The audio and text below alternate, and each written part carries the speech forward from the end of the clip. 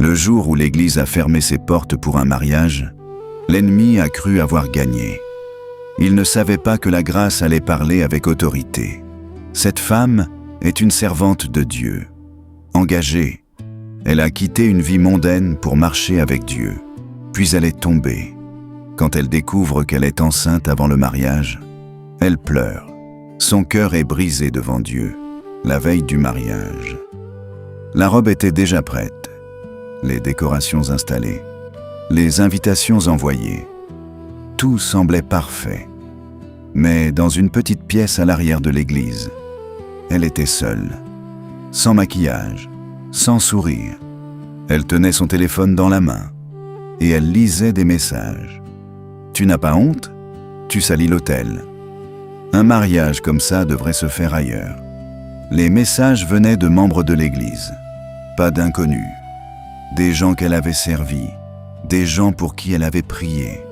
Ses mains tremblaient. Elle a regardé la robe suspendue devant elle et elle a murmuré « Seigneur, est-ce que je mérite vraiment ça ?»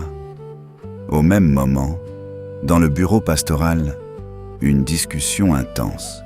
Certains responsables disaient « On ne peut pas laisser ce mariage se faire à l'intérieur. » Quel exemple pour les jeunes? On parlait d'image. On parlait de réputation, mais personne ne parlait de son cœur. Et là, le fiancé a entendu. Il était derrière la porte. Il a tout entendu. Il a serré les poings. Pas de colère, de douleur, parce qu'il comprenait soudain que l'amour qu'il célébrait était en train d'être jugé.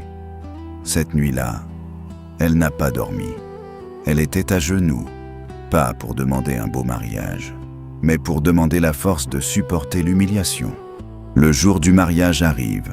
Elle met sa robe blanche. À l'intérieur, elle tremble. Devant elle, l'église est fermée. Personne à l'intérieur.